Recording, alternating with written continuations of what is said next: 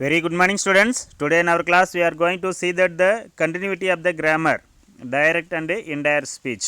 Continuity of the grammar person, direct and indirect speech. Last கிளாஸில் வந்து பார்த்தீங்கன்னா direct ஸ்பீச்னா என்ன, இன்டைரக்ட் ஸ்பீச்னா என்னென்னு பார்த்தோம். அதாவது டைரக்ட் ஸ்பீச்னா தமிழில் வந்து நேர்கூற்று அப்படின்னு சொல்லி சொல்கிறோம். இன்டைரக்ட் ஸ்பீச்னா அயர்கூற்று அப்படின்னு சொல்லி சொல்லுவோம். அதாவது டைரக்ட் ஸ்பீச்னா நேர்கூற்று, இன்டைரக்ட் ஸ்பீச்னா அயர்கூற்று அப்படின்னு சொல்லி சொன்னோம். இப்போ common rules for the direct and indirect speech, அதாவது common meaning of the direct and indirect speech. Direct speech, we use the exact words of the speaker in direct speech.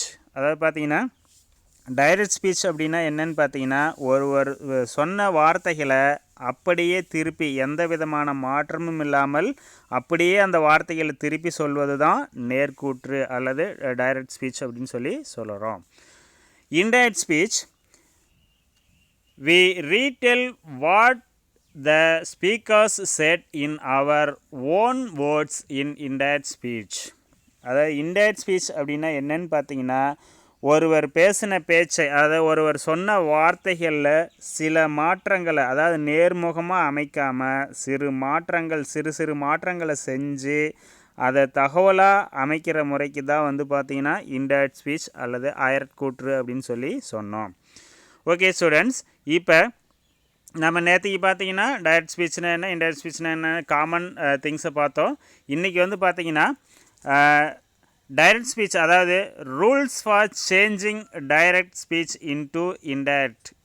அதாவது நம்ம direct ஸ்பீச்சில் இருந்து நேர்கூற்றிலிருந்து indirect speech அயர்கூற்றுக்கு மாற்றும் பொழுது என்னென்ன விதிகளை follow பண்ணணும், அதாவது rules for changing direct speech into indirect speech, அதை தான் நம்ம இன்றைக்கி நம்ம கிளாஸில் பார்க்க போகிறோம்.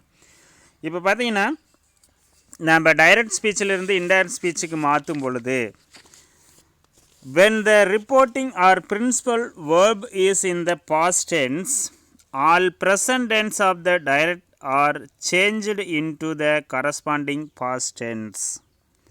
அதாவது என்ன சொல்கிறாங்க அப்படின்னு பார்த்தீங்கன்னா நம்ம டைரக்ட் ஸ்பீச்சு காமனாக principles of the principal verb is in the past tense in when the reporting. அதாவது பார்த்தீங்கன்னா ரிப்போர்ட்டிங் ஸ்பீச், அதாவது இன்டைரக்ட் ஸ்பீச்சில் வந்து நம்ம பாஸ்ட் டென்ஸ் இருந்துச்சுன்னா அதை நம்ம டைரக்ட் ஸ்பீச்சுக்கு மாற்றும் பொழுது அப்படியே, அதாவது பாஸ்ட் டென்ஸினுடைய, அதாவது ப்ரெசன்ட் டென்ஸினுடைய அந்த பிரின்சிபல் வெர்பை அப்படியே பாஸ்ட் டென்ஸுக்கு மாற்றுறோம். அதாவது பார்த்திங்கன்னா டைரக்ட் ஸ்பீச்சில் நாம் வந்து ப்ரெசன்ட் டென்ஸ் யூஸ் பண்ணியிருந்தால் நாம் இன்டைரக்ட் ஸ்பீச்சுக்கு மாற்றும் பொழுது அதை அப்படியே பாஸ்ட் டென்ஸுக்கு மாற்றிக்கிறோம்.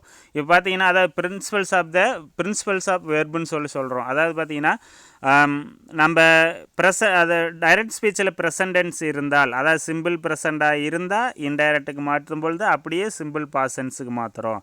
ப்ரெசன்ட் கண்டினியூஸ் டென்ஸாக இருந்தால் அது அப்படியே வந்து பார்த்திங்கன்னா இன்டைரக்ட் ஸ்பீச்சுக்கு மாற்றும் பொழுது அப்படியே பாஸ்ட் கண்டினியூஸ் டென்ஸாக மாற்றுறோம். அதாவது ப்ரெசன்ட் டென்ஸினுடைய அதே அப்படியே அந்த இது மாறாமல் நம்ம வந்து பார்த்திங்கன்னா இன்டைரக்ட் ஸ்பீச்சுக்கு மாற்றும் பொழுது பாஸ்ட் டென்ஸுக்கு உண்டான வெர்ப்ஸை அப்படியே மாற்றிக்கிறோம்.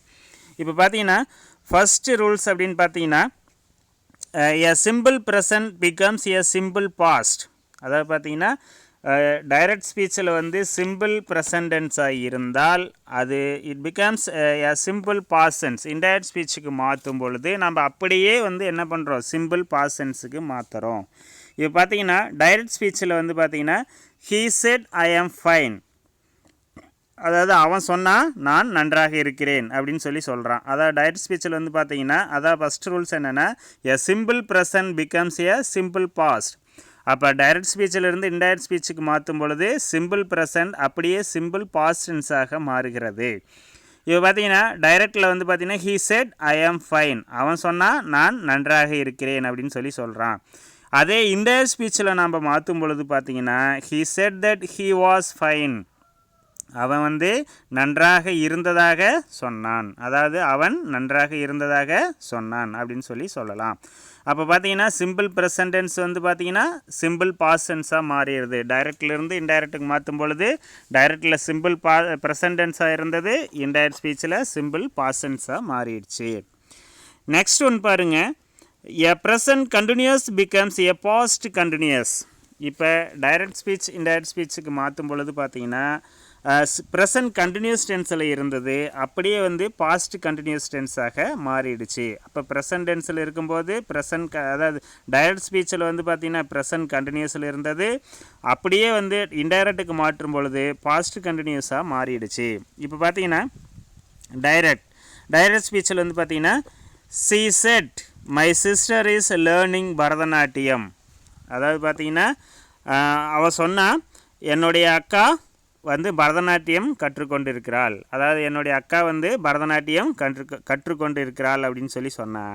அது இன்டைரக்ட் ஸ்பீச்சில் மாற்றும் பொழுது பார்த்தீங்கன்னா she said that her sister was learning Bharatanatyam.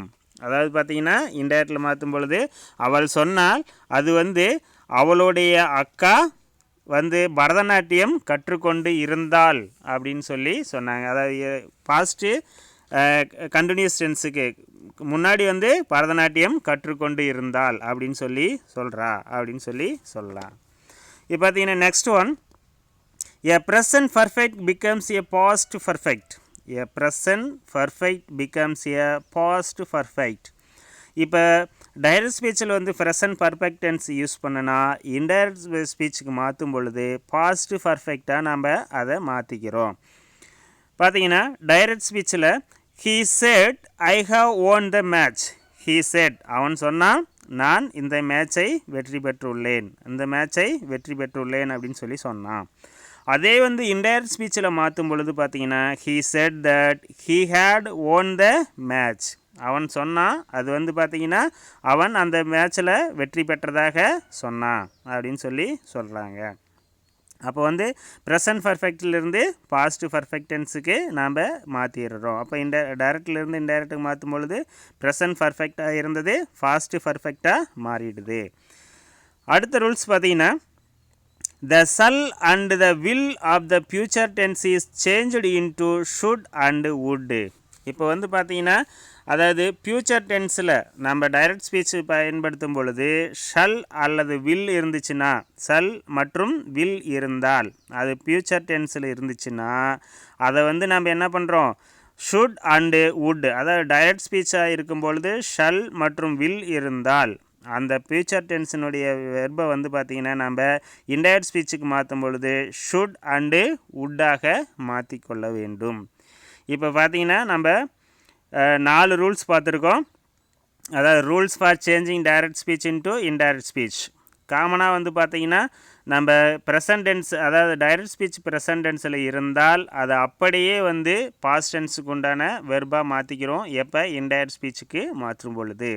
அதில் ஃபஸ்ட் ரூல்ஸ் வந்து பார்த்திங்கன்னா a simple present becomes a simple past. அதாவது சிம்பிள் ப்ரெசன்ட் டென்ஸாக இருந்தது டைரக்ட் ஸ்பீச்சில் சிம்பிள் ப்ரெசண்டாக இருந்தால் இன்டைரக்ட் ஸ்பீச்சுக்கு மாற்றும் பொழுது சிம்பிள் பாஸ்ட் டென்ஸாக மாற்றிக்கிறோம்.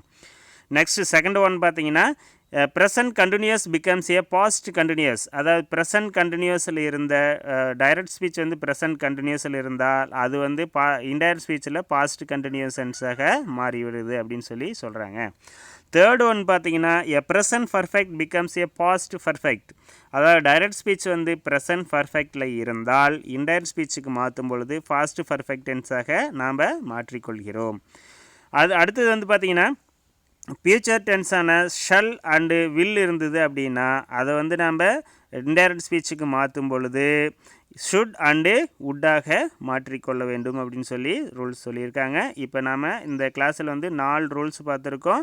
அதை நல்லா படித்து பாருங்கள், ரிவ்யூ பண்ணி பாருங்கள். அதில் ஏதாவது டவுட்ஸ் இருந்தால் கால் பண்ணுங்கள், டவுட்ஸை கிளியர் பண்ணிக்கலாம். இன்னும் வந்து பார்த்திங்கன்னா அதுக்கு பின்னாடி இன்னும் நிறைய ரூல்ஸ் இருக்குது. நம்ம அதை வந்து அடுத்த கிளாஸில் பார்ப்போம். இதை வந்து ரீகால் பண்ணி டவுட்ஸ் இருந்துச்சுன்னா கால் பண்ணுங்கள், டவுட்ஸை கிளியர் பண்ணிக்கலாம். தேங்க்யூ ஃபார் வாட்சிங்.